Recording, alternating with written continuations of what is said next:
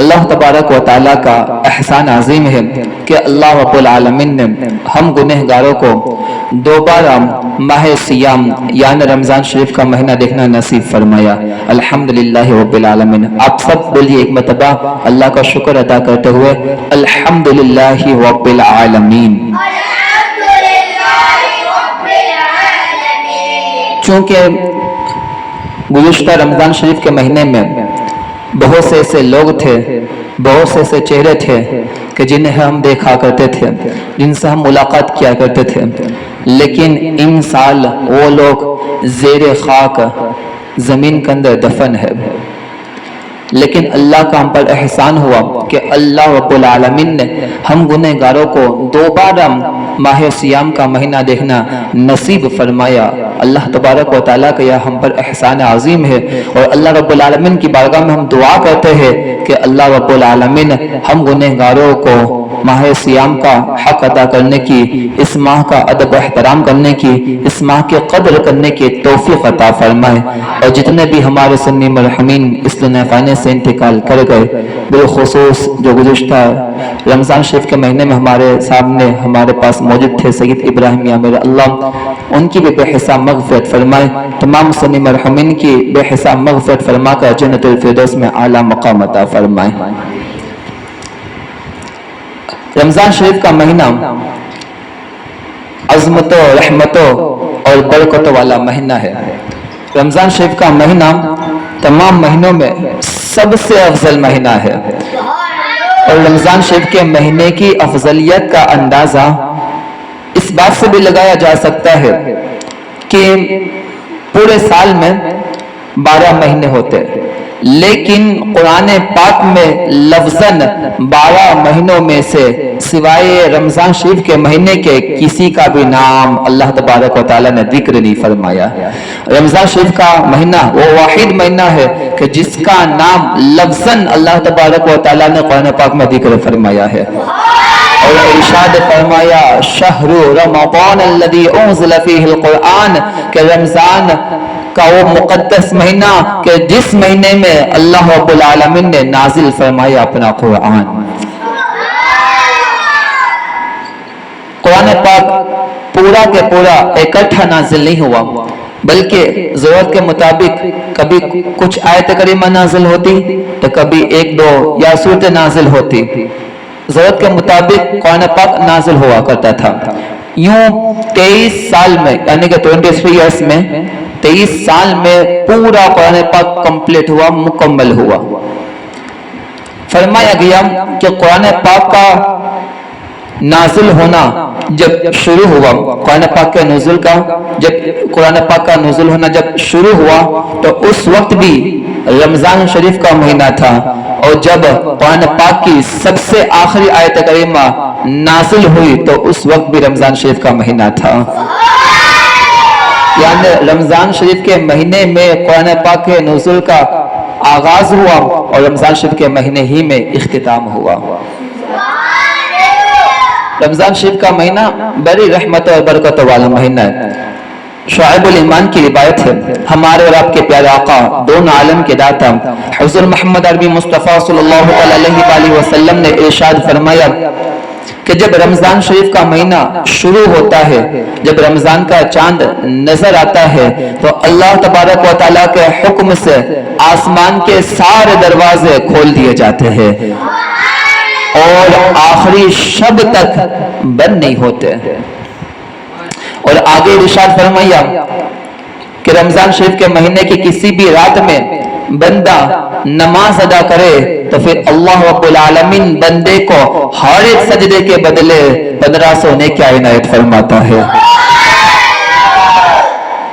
اتنا ہی نہیں، اور فرمایا گیا کہ اللہ رب العالمین اس بندے کے لیے جنت میں سرخ یاقوت کا محل تعمیر فرماتا ہے۔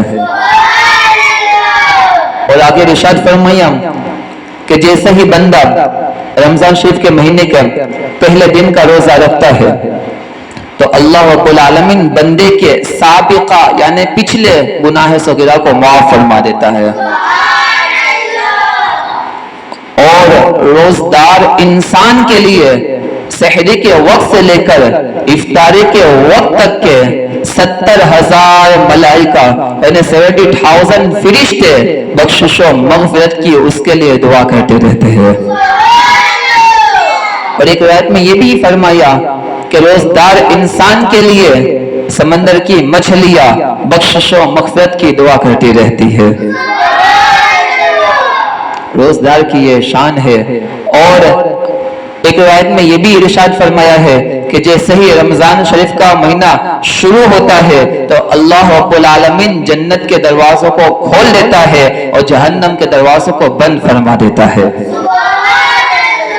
और इंसानों का दुश्मन, खुला हुआ दुश्मन शैतान, अल्लाह रब्बुल आलमीन रमजान शरीफ के महीने में शैतान को भी कैद फरमा लेता है। और आगे इरशाद फरमाया आप सल्लल्लाहु अलैहि वसल्लम ने कि दिनों रात में कभी भी बंदा सजदा अदा करे, रमजान शरीफ के महीने में दिनों रात में कभी भी बंदा सजदा अदा करे तो अल्लाह रब्बुल आलमीन बंदे को हर एक सजदे के एवज यानी हर एक सजदे के बदले अल्लाह रब्बुल आलमीन बंदे को जन्नत में एक एक ऐसा दरख्त अता फरमाएगा, ऐसा दरख्त अता फरमाएगा कि जिसके साये में घोड़ा सवार 500 साल तक सवारी ही करता रहे। रमजान शरीफ का महीना अज़मतों, रहमतों, बरकतों वाला महीना है। इस माह में हमें कसरत से अल्लाह तबारक व तआला का जिक्र करना चाहिए और कसरत से अल्लाह की बरकत में दुआ मांगनी चाहिए।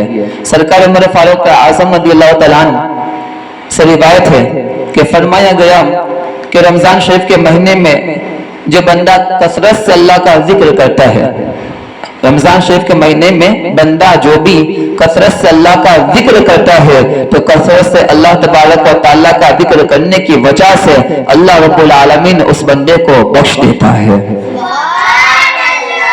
और फरमाया आगे कि रमजान शरीफ के महीने में मांगी जाने वाली दुआ रद्द नहीं होती। बंदा अल्लाह की बारगाह में किसी भी शे का सवाल करता है, महरूम नहीं किया जाता, बल्कि अल्लाह तबारक व तआला बंदे को जो मांगता है अपने फजल करम से अता फरमा देता है। शर्त यह है कि बंदा यकीन के साथ मांगे अल्लाह की बारगाह में, यकीन होना चाहिए, यकीन। रमजान शरीफ का महीना इबादत का महीना है, कसरत से दुआ मांगनी चाहिए। इस माह में अल्लाह तबारक व तआला का कसरत से जिक्र करना चाहिए। और रमजान शरीफ के महीने में याद रखना, जिस तरह नेकियां बढ़ा दी जाती है ना कि छोटे अमल पर अल्लाह तबारक व तआला बंदे को बड़ी बड़ी नेकियां इनायत फरमाता है। रमजान शरीफ के महीने में बंदा निफल अदा करे तो उसको फर्ज के बराबर सवाब दिया जाता है।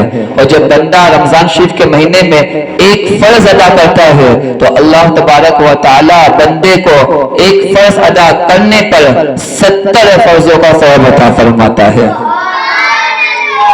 याद रखना, जिस तरह नेकियां बढ़ा दी जाती है इससे गुनाहों का भी मामला है। जी हाँ, सय्यदतुना उम्मे हानी रज़ियल्लाहु तआला अन्हा से रिवायत है कि हमारे और आपके प्यारे आका दोनों आलम के दाता हुज़ूर मोहम्मद अरबी मुस्तफ़ा सल्लल्लाहु तआला अलैहि वसल्लम ने इरशाद फरमाया कि मेरी उम्मत उस वक्त तक के ज़लील रुस्वा न होगी, मेरी उम्मत उस वक्त तक के ज़लील रुस्वा न होगी जब तक के रमजान शरीफ के महीने का हक अदा करती रहेगी। आज उम्मत मुस्लिमा हम और आप तबाही और बर्बादी के धाने में जो खड़े हैं तो इसकी एक वजह यह भी है कि हमने रमजान शरीफ के महीने की कदर करना छोड़ दिया है। रमजान शरीफ के महीने की बेहुरमती करना हमने शुरू कर दिया है। रमजान शरीफ के महीने में भी कई मुसलमान गुनाहों में मुलविस होते हुए नजर आते हैं। रमजान शरीफ के महीने में भी कई लोग अल्लाह पर, कई मुसलमानों के घरों में टीवी बंद नहीं होती। रमजान शरीफ के महीने में भी कई मुसलमान सोम सुनते हैं, कई मुसलमान माअदल्लाह रमजान शरीफ के महीने में भी एक से बढ़कर एक गुनाह कबीरा हराम कामों का इर्तिकाब करते हुए नजर आते हैं। ये तमाम के तमाम चीजों की वजह से रमजान शरीफ के महीने की बेहुरमती हुआ करती है। بچنا چاہیے گناہوں سے، بلکہ نیکیوں کی طرف رغبت کرنی چاہیے رمضان شریف کے مہینے میں۔ اور جو بندہ رمضان شریف کے مہینے کی بے حرمتی کرے اور کچھ لوگ ایسے بھی پائے جاتے ہیں کہ جو لوگ دن کو تو روزہ رکھتے ہیں تو گناہوں سے بچتے لیکن راتوں کو گناہوں میں مبتلا ہوتے ہوئے نظر آتے، راتوں کو اللہ تبارک و تعالیٰ کی نافرمانیاں کرتے ہوئے نظر آتے، راتوں کو اللہ رب العالمین کو ناراض کرتے ہوئے نظر آتے کئی لوگ۔ امیر المؤمنین خلیفۃ المسلمین، ہم مسلمانوں کے چوتھے خلیفہ مولا علی مشکل کشا رضی اللہ تعالیٰ نے ایک مرتبہ زیارت قبور کے لیے کوفہ کے قبرستان تشریف لے گئے۔ سیدنا مولا علی مشکل کشا رضی اللہ تعالیٰ نے جب قبرستان پہنچے تو ایک تازہ قبر پر آپ کی نگاہ پڑی تو دل میں خیال آیا کہ مردے کے ساتھ قبر کے اندر کیا معاملات ہو رہے ہیں، مردے کی قبر کے اندر کیا حالت ہے، اس کی حالت کو اور اس کے احوال کو جاننے کا مولا علی مشکل کشا رضی اللہ تعالیٰ کے دل میں شوق پیدا ہوا۔ تو آپ نے اللہ رب العالمین کی بارگاہ میں دعا کے لیے ہاتھوں کو بلند کیا اور عرض کیا کہ اے میرے پاک پروردگار عالم، اس مردے کی قبر کی حالت کو مجھ پر منکشف فرما دے، میں جان سکوں کہ قبر میں یہ مردہ کس حالت میں ہے۔ سیدنا مولا علی مشکل کشا رضی اللہ تعالیٰ عنہ کی دعا قبول ہوئی۔ سیدنا مولا علی مشکل کشا رضی اللہ تعالیٰ عنہ اور مردے کے درمیان جتنے حجابات حائل تھے، جتنے پردے حائل تھے، تمام پردے اٹھا لیے گئے۔ اب سیدنا مولا علی مشکل کشا رضی اللہ تعالیٰ عنہ کی نگاہوں کے سامنے ایک خوفناک منظر تھا، دل دہلا دینے والا منظر تھا۔ ہم اور آپ اگر وہ منظر دیکھ لے، انسان اگر وہ منظر دیکھ لے، اللہ اکبر، عام انسان اگر وہ منظر دیکھ لے تو اس کے رونگٹے کھڑے ہو جائیں۔ بلکہ ہم لوگ تو مردے کے ساتھ قبر میں جو حالات ہوتی ہے اور جو معاملات ہوتے ہیں، ہم اس کے معاملات کو دیکھنے کی طاقت ہی نہیں رکھتے۔ خواجہ خواجگاں فخر ہندوستان عطا رسول فی الہند سرکار سیدنا خواجہ غریب نواز رضی اللہ تعالیٰ نے ارشاد فرماتے ہیں کہ اے لوگوں، جو مردہ قبر میں دفن ہے، اگر وہ اپنی قبر کی حالت کو تمہارے سامنے بیان کر دے کہ میرے ساتھ قبر میں یہ ہوا اور میرے ساتھ قبر میں یہ ہو رہا ہے، سرکار غریب نواز فرماتے ہیں کہ جو مردہ قبر میں دفن ہے، اگر اپنی قبر کی حالت کو تمہارے سامنے کھول کر بیان کر دے، اللہ اکبر، غریب نواز فرماتے ہیں کہ تم خوف کے مارے، تم پر آخرت کا اور قبر کا ایسا خوف طاری ہو کہ تم خوف کے مارے پگھلنا شروع کر دو، انسان پگھل جائے خوف کے مارے۔ لیکن یہ بھی یاد رکھنا کہ تمام لوگوں کی قبریں یکساں نہیں ہوتی، تمام لوگوں کی قبریں یکساں نہیں ہوتی، قبر کے اندر تمام لوگوں کی حالتیں برابری کی نہیں ہوتی۔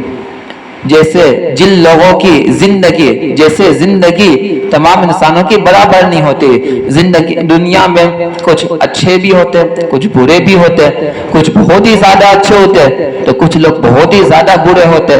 جیسے انسان دنیا میں ہوتے ہیں، جیسا انسان دنیا میں اپنا طریقہ، قبر میں جانے کے بعد اس کے ساتھ ایسے ہی معاملات پیش آتے ہیں۔ کچھ لوگوں کے ساتھ اچھائی سے برتاؤ کیا جاتا ہے اور کچھ لوگوں کے ساتھ اللہ اکبر۔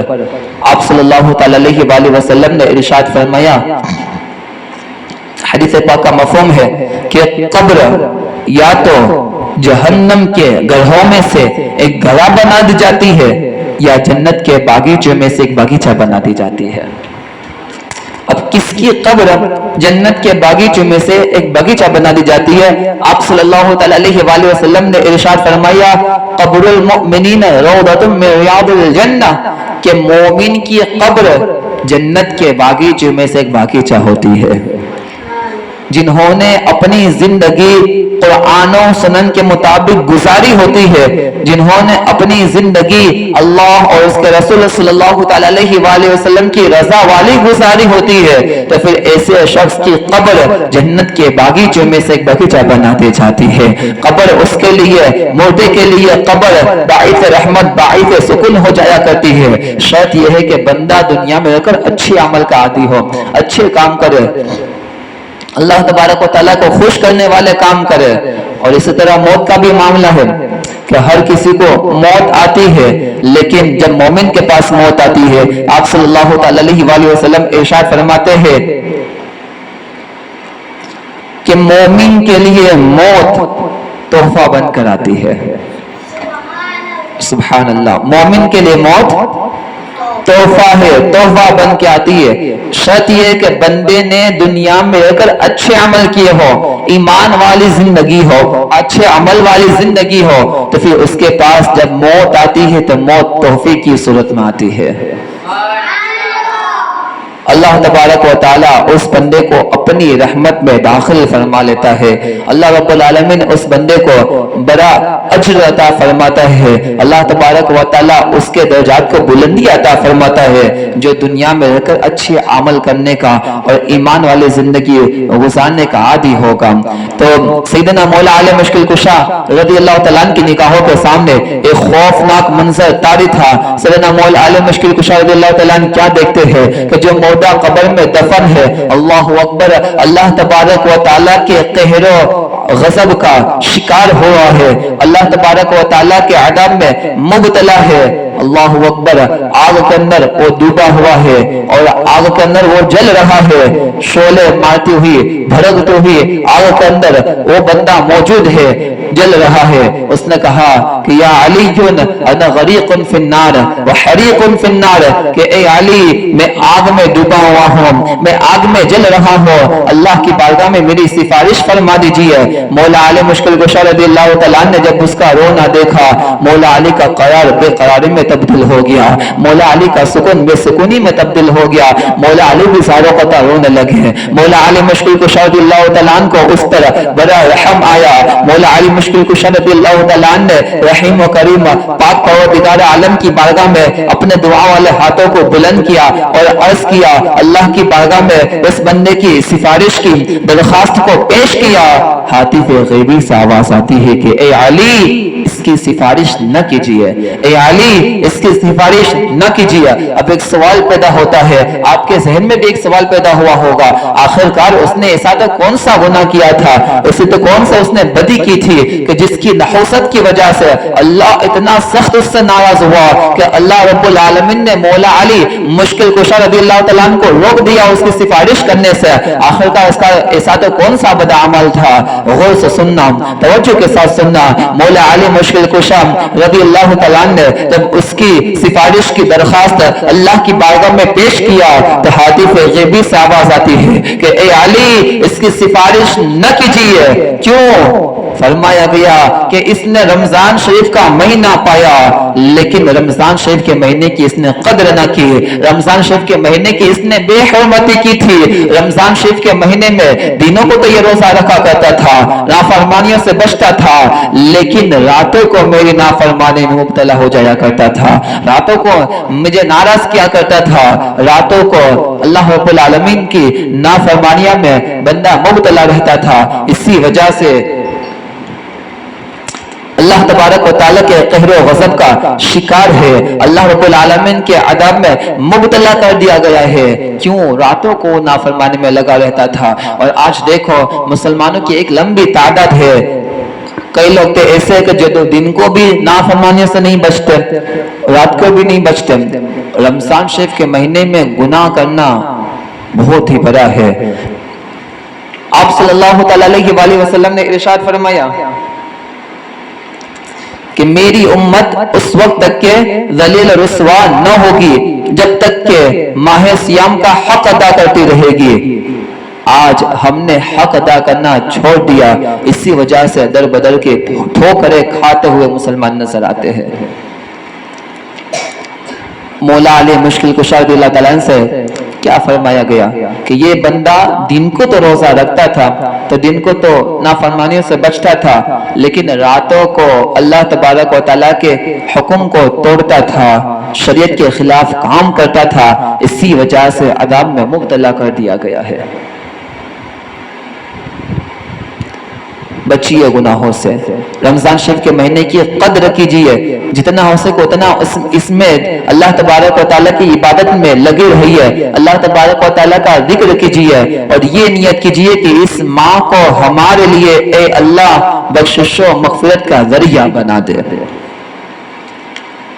سیدنا مولا علی مشکل کشا رضی اللہ تعالیٰ عنہ نے دوبارہ اس کی حالت کو دیکھا, وہ بندہ رو رو کر مولا علی سے عرض کیا جا رہا تھا کہ میری اللہ کی بارگاہ میں سفارش پیش کیجئے, میری مدد کیجئے. مولا علی مشکل کشا رضی اللہ تعالیٰ عنہ کو اس کا رونا دیکھا نہ گیا. آخرکار مولا علی مشکل کشا رضی اللہ تعالیٰ عنہ نے اللہ رب العالمین کی بارگاہ میں دوبارہ عرض کیا کہ اے میرے پاک پروردگار عالم, میری لاج تیرے دست قدرت میں ہے, میرے اللہ اس کے سامنے مجھے رسوا نہ فرما, اے اللہ کرم فرما دے, رحم فرما دے, فضل فرما دے. مولا علی رضی اللہ تعالیٰ نے رو رو کر اللہ کی بارگاہ میں دعا کی. اللہ تبارک و تعالیٰ نے ارشاد فرمایا, ہاتف غیبی سے آواز آتی ہے کہ اے علی, ہم نے آپ کی شکستہ دلی کی وجہ سے دعا کو قبول فرما لیا, اور اسی وقت سے اس کے اوپر سے عذاب اٹھا لیا جاتا ہے. لیکن یہ جو واقعات ہوتے ہیں نا اے میرے پیارے, یہ جو واقعات ہوتے ہیں جیسے فارمیلٹی کے طور پر سننے سنانے کے لیے نہیں ہوتے, بلکہ انسان میں عبرت حاصل کرنی چاہیے, عبرت حاصل کرنا چاہیے. ہمیں بچنا چاہیے, دیکھنا چاہیے کہ کیا عمل اس نے کیا تھا جس کی وجہ سے یہ عذاب میں مبتلا کر دیا گیا, اور کن لوگوں نے کیا عمل کیے تھے جن کی وجہ سے ان کی قبر چمکا دی گئی. آخرت میں اللہ انہیں داخل جنت فرمائے گا. جن کا نام آج تک باقی ہے ان کے سے کیا عمل تھے, وہ عمل کو دیکھ کر ہمیں اپنی لائف میں بھی اپلائی کرنا چاہیے. اچھے لوگوں کی صحبتیں اپنانی چاہیے, اچھے لوگوں کا ماحول ہمیں اپنانے کی کوشش کرنی چاہیے. خیر, اے میرے پیارے آقا صلی اللہ تعالی علیہ وسلم کے پیارے دیوانوں, حضور پاک صلی اللہ تعالی علیہ وسلم کی بارگاہ میں عرض کیا کہ یا رسول اللہ صلی اللہ تعالی علیہ وسلم, آقا رمضان شریف کے مہینے کے حق کو ضائع کرنے میں امت کا ذلیل و رسوا ہونا کیا ہے. آپ صلی اللہ تعالی علیہ وسلم نے ارشاد فرمایا کہ رمضان شریف کے مہینے میں ان کا حرام کاموں کا ارتکاب کرنا, اور فرمایا کہ جس نے رمضان شریف کے مہینے میں شراب پیا, یا جس نے رمضان شریف کے مہینے میں زنا کیا. یاد رکھنا, جب بندہ شراب پیتا ہے نا, اور جب بندہ زنا کرتا ہے تو اس کے سینے سے ایمان نکل کر زمین و آسمان کے درمیان معلق ہو جاتا ہے. اللہ اکبر. زمین کانپتی ہے, زمین کانپتی ہے, اور یہ اللہ کی بارگاہ میں عرض کرتی ہے کہ اے میرے اللہ, تو مجھے اجازت دے دے کہ میں چھڑ جاؤں اور ان دونوں کو میں اپنے اندر پیوست کر لوں, ان دونوں کو میں اپنے اندر دبوچ لوں. اللہ اکبر. فرمایا, آگے ارشاد فرمایا کہ جس نے رمضان شریف کے مہینے میں شراب پی, یا جس نے رمضان شریف کے مہینے میں زنا کیا, تو آئندہ رمضان تک اس بندے پر اللہ کی اور آسمانی سارے فرشتوں کی لعنت برسا کرے گی. اللہ اکبر. اور فرمایا کہ اگر یہ بندہ آئندہ رمضان شریف کا مہینہ نہ پا سکا, یعنی رمضان شریف کا مہینہ پانے سے پہلے ہی اس کا انتقال ہو گیا, مر گیا پہلے ہی, تو فرمایا اس کے نامہ اعمال میں کوئی ایسی نیکی نہ ہوگی جو اسے جہنم سے نجات دلا سکے اور داخل جنت کا سبب بن سکے. بس تم رمضان شریف کے معاملے میں اللہ سے ڈرو. جس طرح رمضان شریف کے مہینے میں نیکیاں بڑھا دی جاتی ہے, ایسے ہی گناہوں کا بھی معاملہ ہے. دعا مانگا کرو ہر نماز کے بعد کہ اللہ رب العالمین ہم گنہگاروں کو رمضان شریف کے مہینے کی قدر کرنے کی توفیق عطا فرمائے, اور رمضان شریف کے مہینے کا ادب و احترام کرنے کی توفیق عطا فرمائے. یاد رکھنا, رمضان شریف کا مہینہ بڑا پاکیزہ مہینہ ہے, عبادت کا مہینہ ہے.